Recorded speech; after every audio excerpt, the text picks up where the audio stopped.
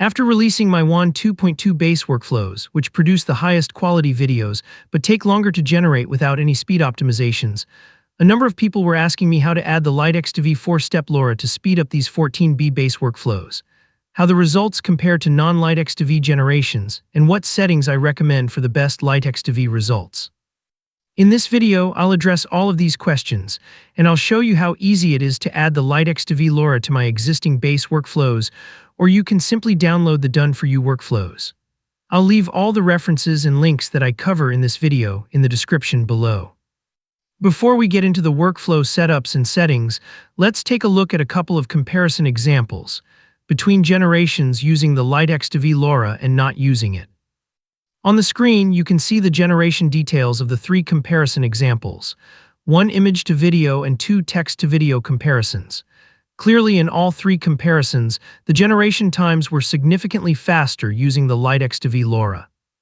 Notice that for each comparison, I actually moved up in steps for the Lightx2v generations, from 4 to 6 to 8, just to show the improvement by using a higher than the recommended default of 4 steps. Let's take a look at the actual generations. This is an image-to-video comparison using 4 steps for the Lightx2v result on the right. The base FP8 on the left follows the prompt pretty much exactly. Using the Lightx2v, not only is prompt following less, but there's a fair amount of flickering and distortions in the video. I'm sure I could spend some time tweaking the settings to produce a much better result with the Lightx2v LoRa, but I wanted to show the results using the default workflow settings. Let's take a look at the next comparison. This is a text-to-image comparison using 6 steps for the Lightx2v result on the right. Both generations followed the prompt very well.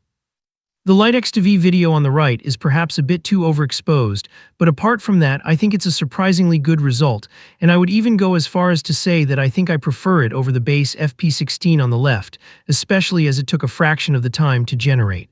Let's take a look at the next comparison. This is a text-to-image comparison using 8 steps for the Lightx2v result on the right. The base Q4 on the left followed the text prompt very well indeed and produced a high-quality video. However, the Lightx2v generation on the right didn't do too badly.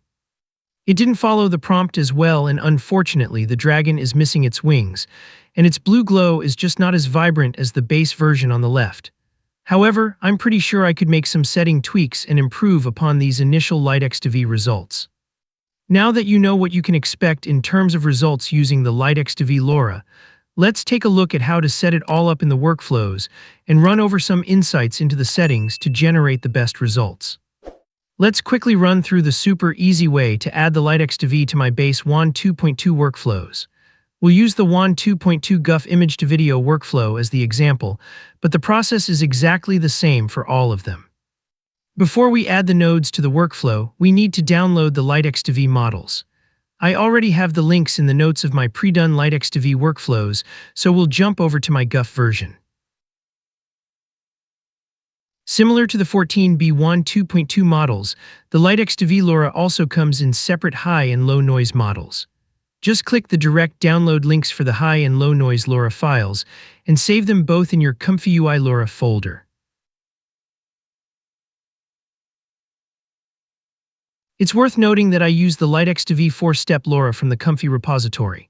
There's a number of different Lightx2v variants available that different people use and may prefer, including the Wan 2.1 variant, but I've found that the Comfy source ones work perfectly fine, but feel free to test different ones for yourself. Now that we have the files downloaded and saved, we'll jump back to my base workflow. We need to connect the two Wan 2.2 models into the LoRa and connect the LoRa to the respective high and low noise sampling nodes. Let's pull them out so we can see things a bit more clearly.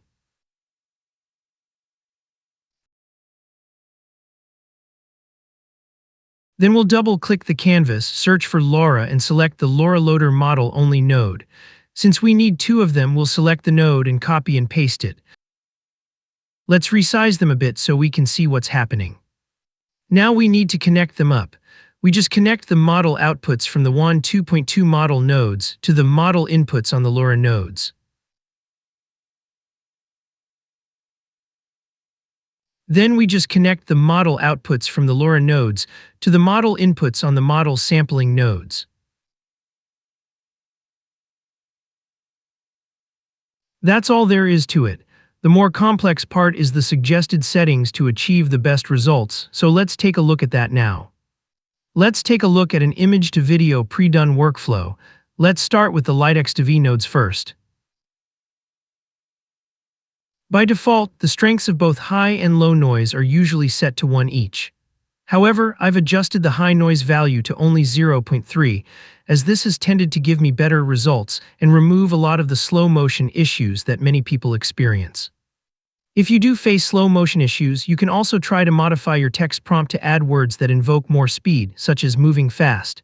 You can play around with the strengths from 0 to 2 for either of the high or low noise LoRa nodes to see which combinations give you the best results for different videos. Let's move over to the latent noise groups. For steps, the default is 4 steps, since we're using a 4-step LoRa, but I've found that 6 to 10 steps gives much better quality results, so I've set these to 6. You can adjust these according to your quality and speed preferences. Obviously, the lower the steps, the faster the generation will be. For CFG, this is normally set at 3.5, but because we're using the Lightx2v LoRa, this should now be set to 1. For sampler, my base workflows all used UniPC, but I found better results with the Euler sampler when using the Lightx2v LoRa. Different people have different preferences, so you may want to test out a few different ones for yourself. Since we've moved down to 6 overall steps, the start and end steps will change accordingly, to still use high noise for half the steps and low noise for the remaining 3. For the shift value, the default is 8, but I've found that 5 produces consistently slightly better results for image-to-video using the Lightx2v LoRa. However, for the text-to-video workflows, I've found that the default of 8 works better, so I've left it at 8 for the text-to-video workflows. Again, have a play for yourself. That pretty much rounds off everything for the workflows. Anyway, hope you found this video helpful, and I'll catch you in the next one.